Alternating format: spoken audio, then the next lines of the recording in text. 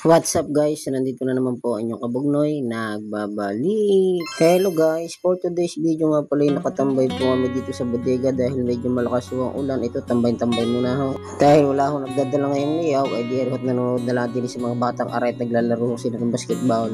Kita niyo naman guys, ang tulo ng tubig ay pagkakalakas ng tulo ay akala nyo wala din bubong ay. And may butas kaya hugay yaon, pero pagka nadating ho ng tag-init niyan, hindi pa gagawa na din ho yan. Kailangan hindi pa gawa ngayon, gawa na maulan pa ho. Dahil pag binaklas agad ho yan, ay di may hirapan ho kayo mamili ng liyaw at lalo ho mababasa pagkagayaw. Pero pag tag-init naman ho, iba-iba ho at kahit gawin ho yan, ay di ika nga hindi maulan. Sa kaya naman ho, natulo lang ho, pagka naulan, pagka hindi naman ho naulan, ay di wala rin na ho tulo. Pero si Kabugnoy may tulo, charot. Tapos sa rin dalawang bata ho, kaya nagpa-practice yung maigi sa basketball, baka daw gagaling pa, amalay niya, mapwede ho sa PBA, pagkagayon, aba, wala, imposible, basta ika nga nagsisikap. Eh si Kabugnoy hindi pipili sa PBA at mahirap na ho, ay pagkakalit naman ho ni Kabugnoy, ano mangyayari ho kay Kabugnoy, tagadala ho na tubig, ay wag ayaw. Pwede rin naman ho, shooting guard, aba, magaling din naman ho si Kabugnoy sa shooting guard, hanggang shooting guard lang ho, pwede rin niya ho point guard, wag na ho pang ilalim, at talaga naman ho walang maabong pagkagayon.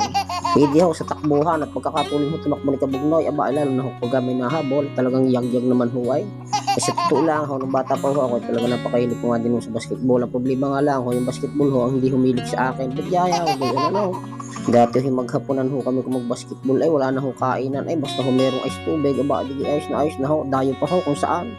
Ay ang problema lang ho, pagka ho kami tumayo, halimbawa ho kami nanalo, ay hindi naman ho agad nababayaran eh. Yung iba ho na yung naglalabasan na ho, ay natakbo na ho sa gubat, hindi ho na yung mahabol, baka mamimiaso doon. Paglalaro ho, kagagaling, kaya yabang pagka naman ho natalo namin, aba, ay sila po mga galit tayo, kaya gayon ibang mga kalaban namin noong naaay, wag naman gayaw. Eh, tanda-tanda ko po ho, nalaban ho ko na 1-on-1 ho sa basketball, akala nyo hisabong, ay talaga naman ho kahit kainitan ho at kailangan ho eh. Ako bago pa ho may asawa noon, di siyempre kalakasan pa rin niya ho ni Kabugnoy kahit maliit, aba ay talaga naman tigasin niya rin ho ay. Ika nga ho, pagsama yung mga kasama ko sa pagbasketball, aba ay sabi yari na kay Kabugnoy panggatas, ay ba ay sigurado naman ho nananalo, ika nga. Kaya lang ho pag-uwi, di napakasakit ko ng katawan. Punta ho doon sa maghihilot, sabihin hindi ko kayo sa mamay gudong. At ari naman ho, pag uwi yun Kabugnoy, aba ay di tinimusan ho agad kanyang ika nga, sabi ko kay Mrs. ako pagtipla naman ho na, ika nga mainit-init, gawa na medyo maulan ho, ay di pagka naman ho maulan, masarap yung hinihigop po na mainit. Ako nagpatimpla kay Mrs. na rin tabliya, rin nabili namin sa bayan, aba ayos na ayos din niya ho, napakasarap nga ho, manamis na nagtatalo ho ang tamis, tapos ho yung pait ay quality ho, perfect na perfect. Pagkagaring panahon ho, aba di ayos na ayos ho, tanggal ho ng kaunti ang lamay. At agad ko nang hinigop, aba ay lasang Ovaltine niya ray. Pero mas masarap pa rin niya ho yung magkape, lalo na ho kung may magkapera, tararara. Ay wari ko lurok na lurok ko hang ulan dyan, ay halos maghapon na nga rin ho ulan dito sa amin ay sa totoo lang ay masarap din niya naman sa pakiramdam pagka gayong maulan ay nakakainis lang ho, pagka maulan man tila na. Ay ano putik naman ho dito sa daan sa amin, ay talaga naman ho ang aking tricycle hindi ko na rin niya ho malinis ng ayos eh. Paano ga naman ha, yung galing malilinisin niya, tapos pagkalinis niya dito dila kayo dadaan sa putik, di para lang ko nagloko sa sarili pagkagayon. Ay hindi ko lang alam kung may bagyo ngayon, baka naman himiraw kaya ho ganyan ang panahon. At arihaw at sinaid ko pa rin tabliya, ay meron pa hong natira, ay sayang din naman ho, aba ay napakasarap naman pagkagayon. Mahirap yung nagsasayang ay sa hirap po ng panahon ngayon, ika nga pagkagayon din lang, ay aba ay dapat tayo areglado lagi ano ha.